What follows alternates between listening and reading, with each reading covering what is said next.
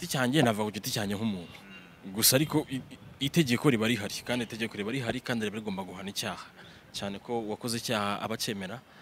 ariko ngiyewe mu mitekerereze yanjye niyo mpamvu ibintu bizakomeza kutuvuna ibintu bizakomeza bituvune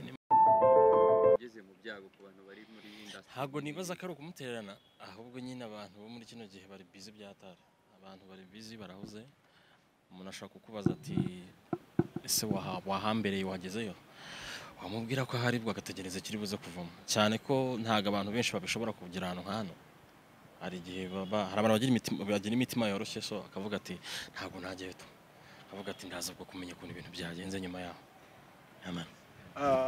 Breezy ndi kugira nkwibarize kuri aka kantu bavuze ko ubushinjacyaha tariki 18 bavuze ko bari bukeneye ko Ebi Godwin afunga kugira ngo bibere abandi urugero ibi bintu koko birakwiye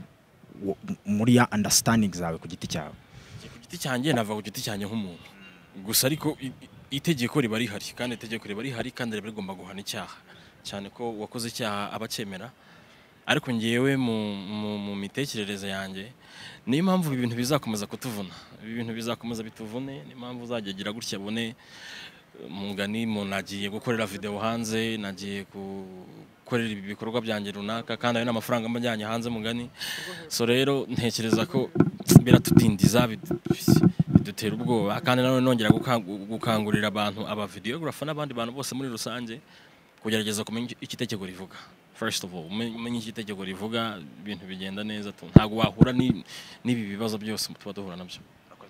Breezy kandi kabazo kamwe kamatsiko kuba nitwa Sharomi kuri Juri TV kuba urukiko rutigeze rureba kuba ari bwo bwa mbere yarakoresheje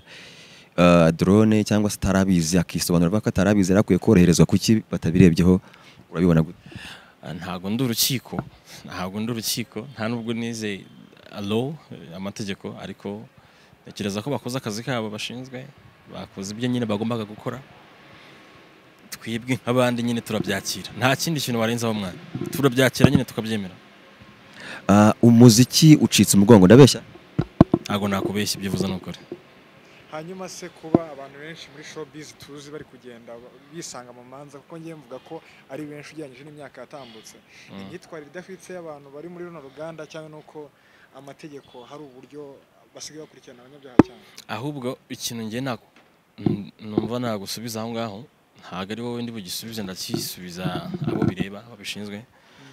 habaye ikintu cy'ubukangurambaga cyangwa se kugerageza kwigisha abantu bari muri industry amategeko nanone bakabahugura kuko turi abantu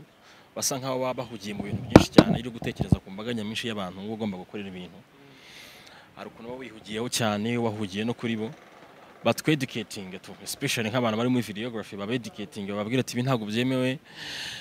ukeneye gusaba uburenganzira kugira ngo bino bintu bigende gutya abusaba hano bigenda gutya babeducating kuko abantu ntago babizi ejo cyangwa ejo umuntu uzajya gusutingira ku nzu hariya usange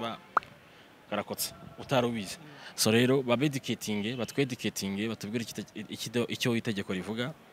and then ndakeka ibintu by'ibibazo nk'ibyaha nk'ibingibi bigenda biba bizagabanyuka bakoze Breezy it's Shani Breezy umwe mu baririmbyi bakomeye cyane hano mu Rwanda numwe mu baririmbyi kandi bamaze kubaka izina afite indirimbo nyinshi cyane yarimo yitaba Yuda arimo asobanura uburyo mugenzi we Ebi Godwin cameraman wa mbere cyangwa se twavuga tutatinya kuvuga ko ari we muntu ukuze cyane muno mwuga kuko tuzi indirimbo zimaze imyaka 12 yakozeho bivuze ngo rero no muziki citse umugongo Ebi Godwin yaburanye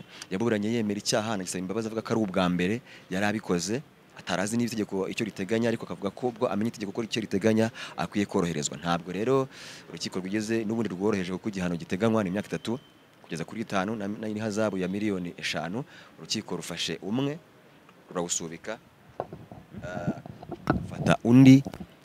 arafungwa umwaka wose Ebi Godwin tumwihanganishe n'umuryango we yari Jeanne Marie nibwo yarakijya mu rugo aho yavugaga yuko bakwiye kumubabarira kuko nubundi yari akijya mu rugo afite umuryango wo kwitaho ndetse kandi ataranabizi ariko urukiko rwo amategeko ryakoze akazi karyo ubu ashigaje kuva uyu munsi urukiko rucira urubanza afite kujurira nyuma y'iminsi 30 akaba yongera yagaruka mu rukiko akaba yababarirwa cyangwa se igihano kikiyongera nitwa Sharomi turi kuri Juri TV amakuru tuzakomeza kugenda tuyakurikirane nizere ko mwabikunze kandi tumwihanganishe tuzajya tumusura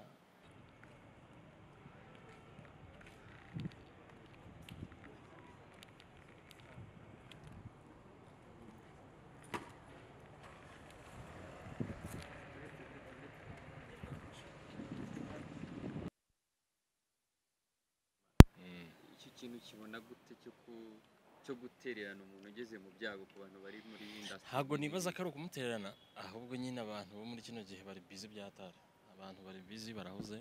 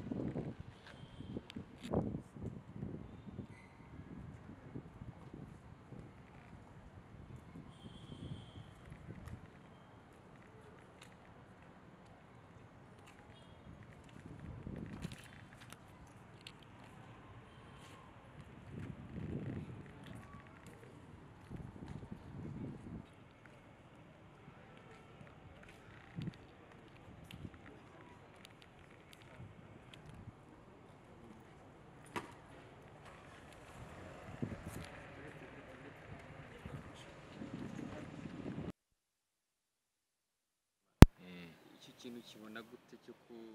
cyo gutererana umuntu ugeze mu byago ku bantu bari muri industry? ntabwo nibaza ko ari ukumutererana, ahubwo nyine abantu bo muri kino gihe bari busy byatara, abantu bari busy barahuze.